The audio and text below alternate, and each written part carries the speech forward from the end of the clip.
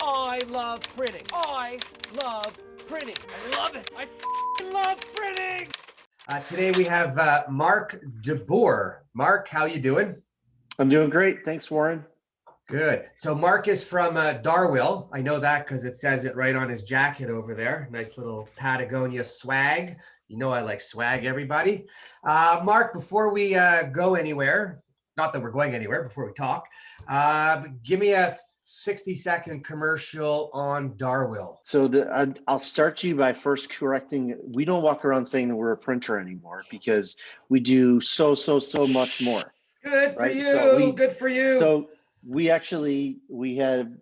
I'll start with the funny story and then I'll go into what we actually do.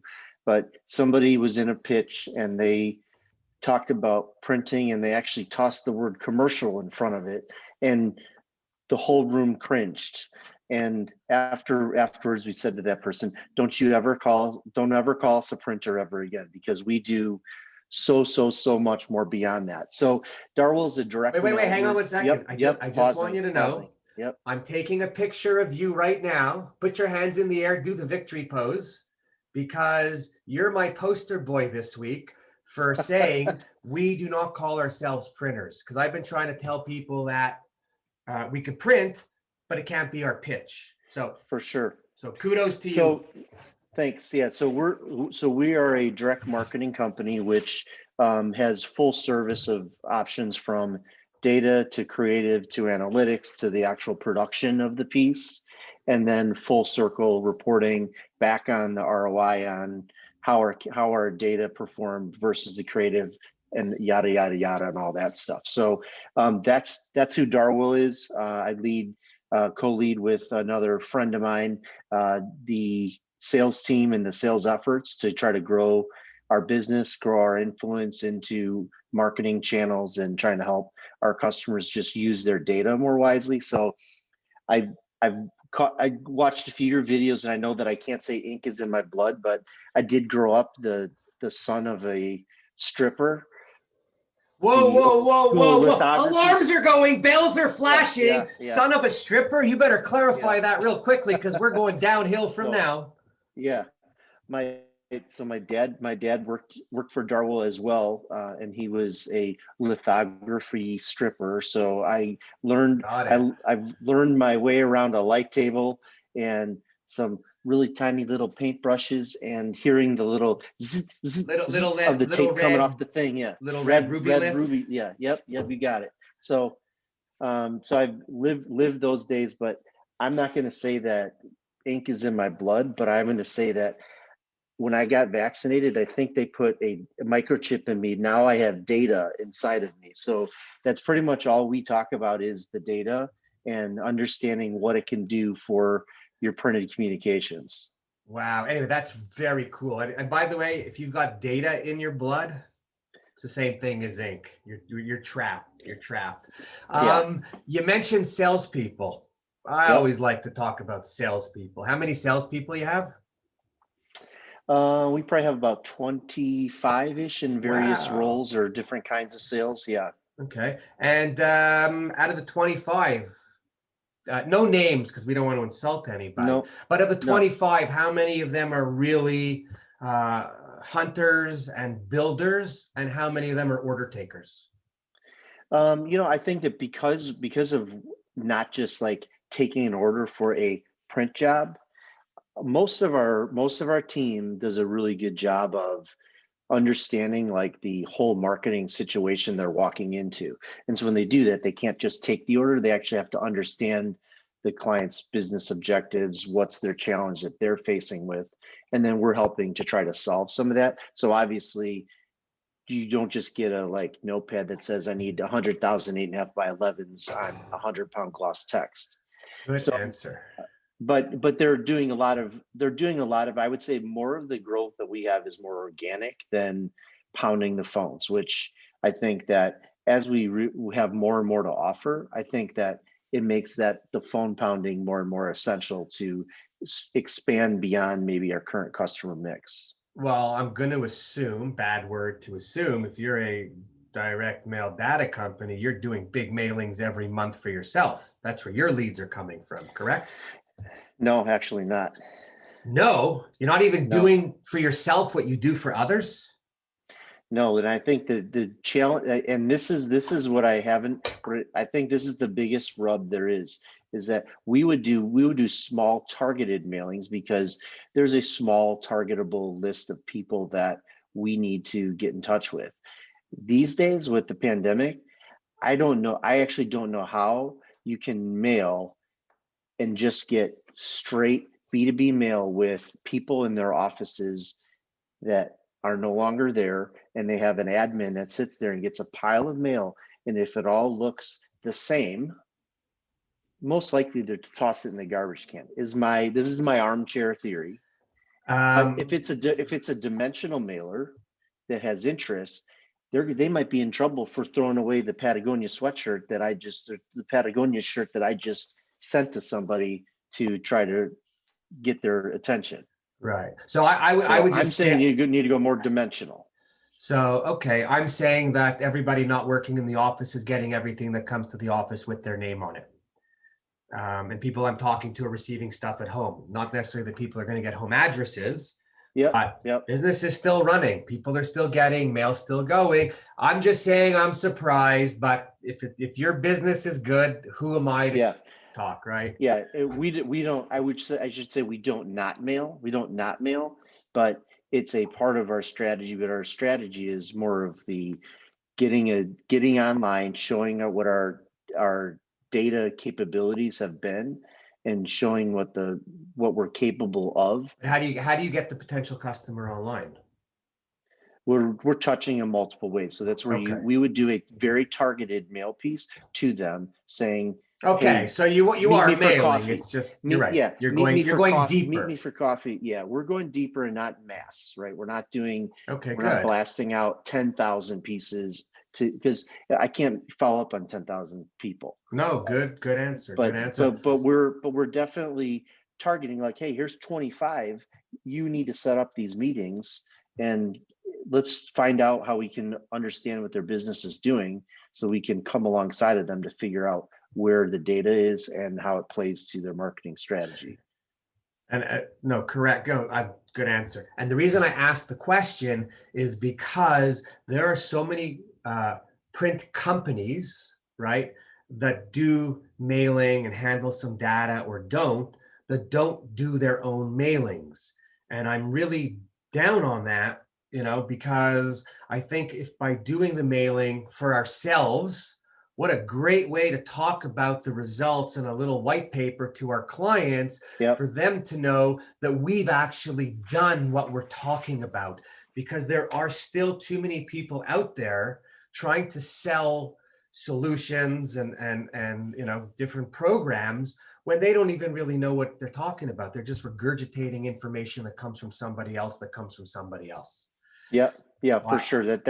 That definitely happens, and I think that we do it from a very, very targeted standpoint. We want to talk to this particular vertical this way, and we're Awesome. picking 50, 100, whatever we know we can complete the whole marketing cycle with, and not just spray and pray kind of a situation. No, I Because think that's that's. what we don't advise our clients to do, spray and pray either.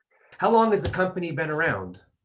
So we're coming in on our 80th anniversary. So we Wow. started out doing imprints for store signage back in whatever 80 years ago is. What size plant do you have?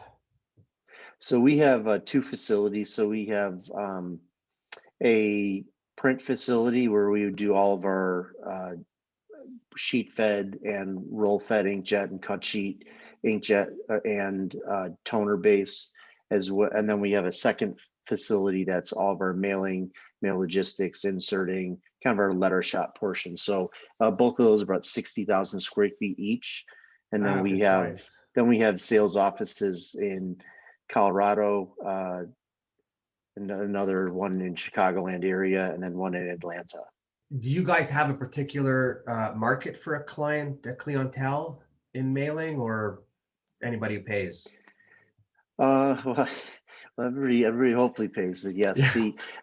but I would say that it's we specialize in where we can use the data to deliver the most relevant, personalized information, because most of our focus is on creating hyper personalized pieces. And if you don't have the data, or it's too small, if it's really even too big, there it's just not something that we can handle. So I would say we're in most of the verticals that you would think would be doing mail, but I would say that a good customer for us is somebody that has data and understands, or we help them understand the value of the data and calculating the ROI on doing mail and delivering the results for them. Do you find that you're having to educate most of your clients on this, or some are pre-educated? Yeah, I mean, it's like probably anything that's out there. There are some that are very, very sophisticated, and some that they look at you and they think, oh man, this guy's super smart. And you're like, I thought it was just basic stuff, um, but I think that it's kind of all over the board. And I think every company is at just a different level of like the quality of the data that they have, and then understanding what to actually do with the data to deliver a relevant message. It's beyond the like name and address on the piece and getting it to your Oh, mailbox. But that's just my visa statement, my name and right, address, right. right? It's all Well, the other even stuff. even your Visa statement has side columns that offer you a new rewards program or a partnership that they had with Chipotle. If you get 2% more cash back if you go, use this at Chipotle today. In terms of your place, your operation, Yep. how do you guys manage everything? Are you Yeah. buying big? Are you buying on time? Do you buy with others? Yeah. So we do, like, obviously paper and pulp, and I think the trucking is a huge thing right now that is pressing on everybody, from mail delivery to just logistics of pure everything. Um, but yeah, we do have some really good partners that we've got locally here. We're part of the Graphic Arts Alliance, which is basically helps us to leverage maybe some other purchases or make decisions on certain items that we use on a regular basis, and we're able to kind of collectively get in with other companies that are also buying those Okay, sorry, products. so I'm going to But stop then, that. So yeah, basically, sounds to me like it's a really nice buying group. yeah, it In is. short. Yeah, Okay, it no, is. Yeah, just to be in short, yeah. for people on the call who have a short attention span, I just wanted to narrow it down. That would be me. Yeah, yeah. Okay, and how does that work? Well, we're basically, if we come to a decided purchase that we have to make, we'll evaluate kind of what's available within that group, and then we're going through and making a choice on, hey, this works great in our plant, we're just going to go with this. Or, if it's a recycling deal or something like that, where I'm not going out and having to negotiate a specific thing one way or the other. It's kind of already done at the group level, and then you just participate in the group and go from there. So are you, Then I get so to I'll boil it down for you, the short attention span guy. please do. I do things with the group, and I get a rebate check. Okay, that's what I was going to ask you. Okay, but I have a Yeah, question though. yeah, Just because I've been part of some groups and every group runs differently, yeah. and not just in print and other stuff, but are they negotiating for the group a price for coated paper, or do you negotiate your own in your area, because every area is different unto itself? And then there's an override as if it was a major corporation. Is that the Yeah, general? that's kind of how it works. Yeah. So Okay. I mean, I'm basically operating business as usual on a lot of fronts, and then making choices to go, oh hey, I'm going to try to steer the work this way, because I know overarching I get this rebate check that shows Right. up Okay. because of that. So then would it be safe to say that being part of this group gives you a little bit of a competing advantage to some of the bigger players? It might, yeah, against the really big boys, the people who are, um, especially for people who aren't able to maybe hash out as big of a volume discount as Well, we that's what I might mean. be But able to do on our own, for sure. Yeah. like, I'll just use our Donley for an example. Yep. Yep. They're, I don't know how many companies, what company, whatever, 10, 20, 50 billion. I think it's 10 in one of the divisions. Hmm. If they could only buy, if they do 10 billion and they buy 3 billion of paper, and your groups collectively are like that, you probably get the same rebate, which means in some areas on a material perspective, you could compete with them. Yeah, for sure. And I don't want to say that we compete on price, because I think the results is what pays for it. But Oh no, to control your costs is always any good business model, right? right. And I don't say it, by the way, because I agree with you. I'm not Yeah, saying about the lowest price. I'm saying the amount, the purchase, because of the buying power, enables you to play competitively in a yeah, space you would not be able to play yep. That's without true. that, because it's Yep, always that's a true. couple points here or there could be the big difference, right? Yep, So that's that's right. cool. And is it just the buying group, or do they is there any other advantages? They will offer some educational things that are out there periodically, but I think that for the most part, I think it's just kind of understanding state of the industry, that kind of thing. But a lot of that stuff is available a lot of different places too. Have you partnered with anybody within the group to share work or do things, or? Yeah, I think we've talked a lot of we get real deep into just QC procedures and nerdy things like that, where you're talking about how fast do you change a plate? Oh, I change a plate this fast. And oh man, we have this new. And so I think sharing knowledge like that, I've made some good connections and friends from my time in the group to just share that kind of information. And I think that just helps you just think about how to run your business. And I mean, like anything, the quality control is like your number one concern every day. That's what keeps me up at night.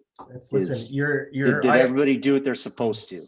well, I also used to joke that in the print industry, because margins are so high, just kidding, because profit margins are so low, I used to joke that by controlling your waste, that was your profit at the end of the year.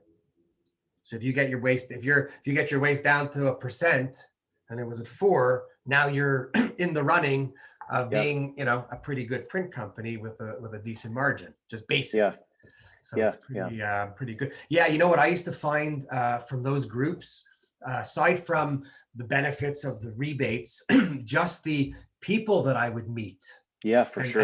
and become friends with, because the truth is, in our industries, there are no secrets. It's just, who do you know that knows how to do something, or who had that experience that could fix it. And I was always someone who just loved to share everything, because I'm a believer in karma. Goes around, comes around, pay it forward. If you don't do any of that, you deserve to burn, right? Just because we got to help people today. Yeah, It's yeah. a helping situation. So it's pretty good. So what's your favorite thing in the world of print and data? I think that for me, um, I love the understanding of what the customer is trying to do, and then helping them all the way from the beginning come up with hey, this is what you have with your data. What about if you use this kind of creative strategy and talk to people in different ways? And then of course, at the end, seeing it all come out that, now you have testing to go by, we have the results back and we're able to see that. It's really fun for, I think, all of us when we get we can't just be at the tail end. That's why I said we're not a printer. We don't get spec sheets that just get sent over to you Right. and then give me a price. I can't stand that. We do it because sometimes people don't, they go through that machination, but they still value us in what we can bring. But at the same time, when we can come in at the front end and be talking about why are sales down for your company this year? How can we help you boost that? What are you doing to reach out? When they can ask those kinds of questions and they're able to share, and when they look at you oh my, you have all these great ideas. Well, I don't know. We deal with they're dealing with their company and maybe their past history. We're dealing with 50, 60 different kinds of companies in different industries, different sectors, so many things cross pollinate that we could help share and add, that we should be in that front end conversation. And when we're not, that's when there's a disconnect between really getting the full value from what we can bring to the table. I always found that to be a bit of a problem in our world because people would only call on us, whether you're doing data or packaging or print, they call you at the end instead of calling you at the beginning to have a pre-conversation about what could Yeah, be, because they only bring half the experts around the table. right. And Yeah, then because we're I always that and then we're always left holding the bag at the end. yeah, and we can't say anything because if we Right. say something, we just hurt like 15 people's feelings because we just told them their stuff is garbage or they got to go back to rework it again. Or yeah, You it's know that. what? Yeah, it's that happens Some all the time. sometimes they need to be told it like that also, just to get the point across. Well, Right. I'm maybe a little bit more subtle than you might be. Well, as long as people know you're passionate about what you're talking about and you mean it Yeah, with no disrespect, yeah, for sure. That's um, 100% it. Yeah. listen, listen, I could tell you this also. Over the years, I've learned this. I wear smaller shoes because they're easier to get out of my mouth when they get stuck. So it's not that I'm so good. I just like to be abused and bashed sometimes. It just keeps me young and fruitful. Yeah. You know, cool. Wow, sounds like you guys doing a lot of good stuff. Yeah, really proud of the team we have and the people that we have. Just, I mean, you can imagine with all the different things that we're doing, the variety of talent in so many different ways that it has to take to pull this off each time, from the data science side to the creative team, and then obviously the people who are actually doing the output and the QC and all that stuff. So yeah, it's a Well, there's tremendous team we've built. very little room for error, Yeah, right? Especially for when you sure. start, especially unlike regular print, when you start putting money on the printing and sending it Yes, out, correct. The uh, killer. the, That's the killer. the customer, never mind, the customer doesn't want to pay more money to have it sent back No, so yeah, that they could track it, yeah, right? It's a yeah, whole, yeah, anyways, a crazy world, but I think you guys are sitting in a really good place at a really good time, right? yeah, for Because sure. especially with everything that's going on now, don't stop mailing. And For sure not. keep mailing to people's offices. They're getting it at home, Okay. right? Well, I'll push that word out, but we don't do a lot of B2B mailing. So it, it's not, it's a like loose problem to me when I think about our marketing, but Right. Well, there's always another market that you don't have, for right? sure. So that's why you Always. got to keep going. Wow, sounds like you guys got a good handle on your sales, on the operation, watching the dollars, which today's really important. Particularly, what I've been hearing everywhere, aside from supply chain issues, is everything is going up. Yeah. Corrugate, paper, plastic, ink, and everything in everyone's industry. Doesn't really matter what you're doing. So just last question. Maybe there'll be another one, but at the present, last question is how do your customers handle price increases? Let me rephrase it. Do you advise them of all the price increases as they happen? And then how do they handle them? Yeah. I mean, in terms of like raw material costs and things like that, um, we will let people know. But a lot of times, like we're selling the ROI on the pieces, and these increases in raw materials and such are really small in the whole scheme of things. I mean, when postage is 25 cents or 24 cents, like, a 2% hundredweight in paper, which is a smidge of the job, is fractional pennies to a piece. Oh, So I the postage remember. increase is the bigger one. No, for When sure. the But I remember I postage used to increases come out. and that is what it is though. That's not your doing. That's Yeah, government stuff. But right. I remember we used to I used to want to send letters out or forward the letters from the merchants about the increases, and then you'd see 6-7% or something increase on a raw material, and then we'd Yeah. speak to the customer, and the customer would be like freaking out. Freaked out. Yeah, And right. but Yeah. wait, I would say to them, buddy, relax. 6%. The paper's only 3 grand out of the 20. We're talking Right. $180. Yeah. Right. Oh, so I Yeah. say that to you because a lot of salespeople have to be advised that don't understand math on how to diffuse a customer right away. Because price, they're not even, they hear price, they aren't even thinking about anything else. Right. Right. Like you just stole a Yeah. baby. Yeah. That's very true. We have to do that comparative analysis all the time to say, listen, 2% of paper increase is only what, like you said, it's $180 on a $20,000 job. It's Right. not $6,000. No. And then the other thing people would, I don't know if this ever happened to you, but everyone's always wants to negotiate pricing. So I'll give you a tip for your sales guys, because this worked for me. I'd go be selling a customer job, and let's call it 10 grand. And then they want to beat you down on price. And I would turn around and I'd say, you know what? We net $2,700 on this job after all costs. How much of my $2,700 would you like back? You know what they say most of the time? You only make that on 10 grand. I said, that's not what we're making even. I said, that's just the cash left at the end. There's still factory allocation. Yeah. And then they usually go, oh no, because people in our business think that we make oodles and oodles of money. Yeah. And we really don't. No, we really it's don't. pretty slim. Well, my favorite is when they all of a sudden have to go first class on a mailing instead of standard because they're late, but then they were trying to negotiate a lower rate on the production of the piece. When if you would have managed the postage is the biggest part of every mailing that we do. And how many orders does it take for them just to cover postage? Yeah, it's correct, like right. It's a lot of wasted time and talk for nothing. Yeah, right? Yeah. Awesome. All right. So we're coming to the end of our session. And Mark, first of all, as always, I need to always thank everyone. And thank you. Especially today. Thank you very much for coming on to let me on here. Oh, listen, we let everybody on. We'll see. Maybe not everybody. See if we get a second call. Exactly. Everybody gets on one. We'll see who gets on the second time. Yeah, I hear you. So I want to thank you to everybody else listening. I do thank you every week for tuning in. I will tell you that I get really nice email from people really liking the topics that we discuss and the format of the whole show. So if you're happy, just send in those notes. I'm going to use it to get a raise.